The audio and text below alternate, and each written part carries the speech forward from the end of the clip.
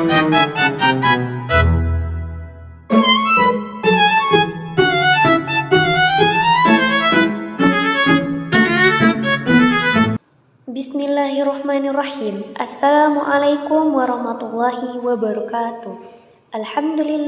Alhamdulillahi rabbil alamin. Wabihi nasta'inu ala umurid dunya waddin.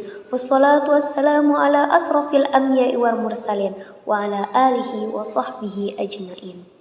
Alhamdulillah, segala puji hanya milik Allah Tuhan semesta alam, yang mana Ia telah memberikan kita kenikmatan, kesehatan, serta karunia, sehingga disinilah saya sekarang akan memaparkan pidato singkat, yakni yang berjudul Birrul Walidain di Era Toxic Parenting, bagaimana cara menghormati orang tua tanpa menyakiti diri sendiri. Salawat beriringkan salam tak lupa pula kita hadiahkan buat junjungan alam, yakni Nabi besar kita Nabi Muhammad Sallallahu Alaihi Wasallam. Allahumma sholli ala Sayyidina Muhammad wa ala ali Sayyidina Muhammad. Yang mana beliau telah membawa kita dari alam kegelapan ke alam penuh dengan terang benderang, dari mana kita dari zaman jahiliyah sampailah sekarang kita di zaman yang penuh dengan ilmu pengetahuan. Sebagaimana yang telah saya sampaikan pertama tadi, judul pidato saya kali ini adalah Birrul Walidain di Era Toxic Parenting, bagaimana cara kita menghormati orang tua tanpa menyakiti diri sendiri. Sebagaimana yang kita ketahui di era sekarang, ada banyak sekali teknik parenting dari orang tua zaman sekarang ini, mulai dari mereka yang belajar dari YouTube atau mereka meneruskan keyakinan dari orang tua mereka dulu. Lalu bagaimana cara menghadapi sikap orang tua yang selalu menginjak harga diri anaknya, selalu meremehkan bagaimana anaknya berkembang. Bagaimana cara kita berbakti kepada mereka sedangkan mereka itu menyakiti diri kita sendiri?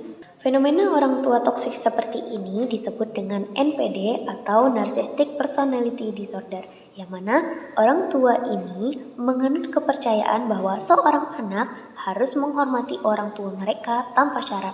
Padahal Rasulullah juga mengajarkan bahwa harus ada keseimbangan antara birrul walidain dan menjaga jiwa sang anak. Mari kita bahas hal ini dengan hati terbuka agar kita bisa menjalankan syariat Islam dengan hati yang lapang serta tetap menghormati orang tua tanpa kita menjadi korban. Nah, hal ini tidak hanya terjadi di era modern sekarang ini, tetapi juga terjadi di era masa sebelum kita, yaitu era masa lampau, di mana kebanyakan orang tua itu seringkali memaksakan kehendak atas anak mereka, entah itu disuruh untuk mengajar cita-cita orang tua mereka yang tertinggal, atau memaksakan kehendak atas prestasi akademik, sehingga anak ini tertekan jiwa dan raganya, membuat anak ini stres dan menjadi sedih sehingga dia, seorang anak ini, tidak mendapatkan tempat untuk bersandar dan bercerita. Apakah anak ini dianjurkan untuk membenci orang tuanya setelah yang semua dia lalui ini? Tentu tidak. Sebagaimana yang telah saya sebutkan bahwa sang anak ini tugasnya hanya perlu berbakti kepada orang tua dan mendoakan yang baik-baik kepada orang tua sebatas kemampuannya saja.